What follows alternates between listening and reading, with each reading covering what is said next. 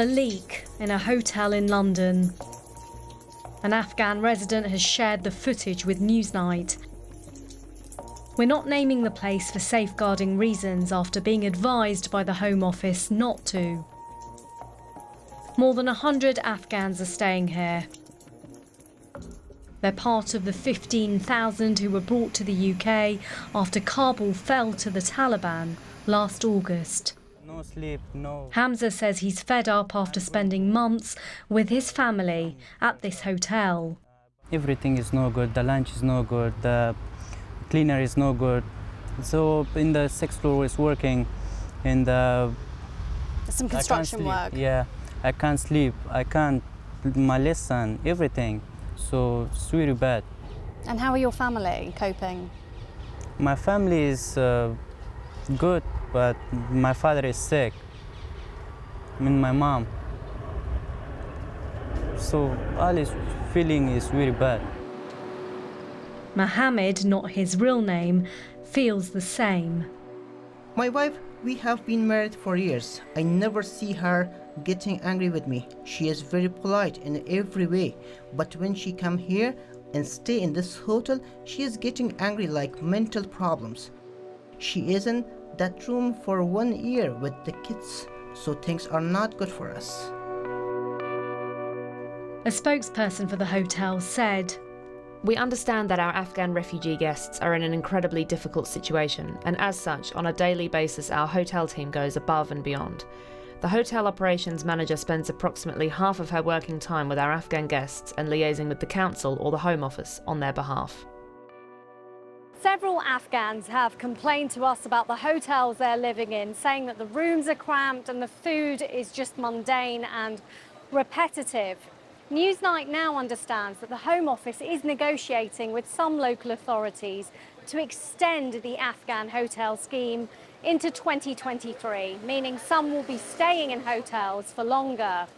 Of course, there are Britons who've been on waiting lists for social housing far longer. But the argument is that the government promised these Afghans resettlement because of their status. Ministers say nearly 10,000 Afghans remain in hotels while they wait for social housing. It's costing the taxpayer more than £1 million per day.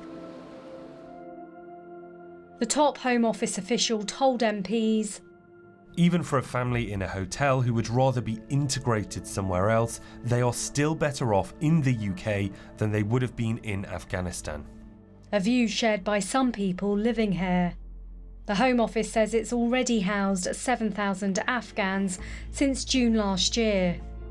We face a challenge of there currently not being enough local housing accommodation in the UK, not just for Afghans, but also British citizens who are also on a waiting list for homes. We will continue to bring down the number of people in hotels as quickly as possible.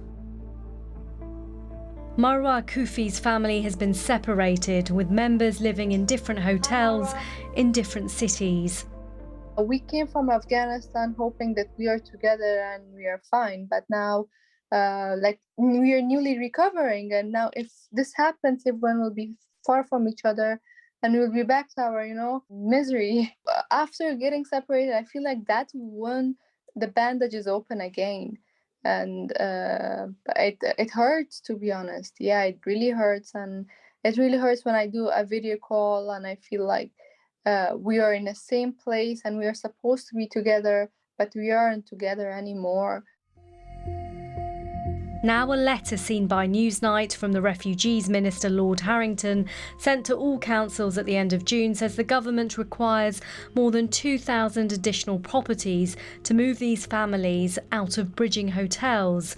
It says with 68% of the population being larger families, we need over 500 four-bedroom houses. What do you make? The Refugee Council accuses ministers of not working fast enough.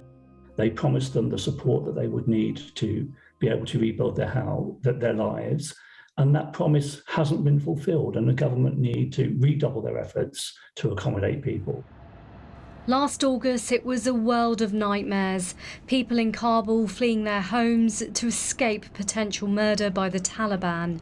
Now some of those living here are desperate to escape life inside a hotel.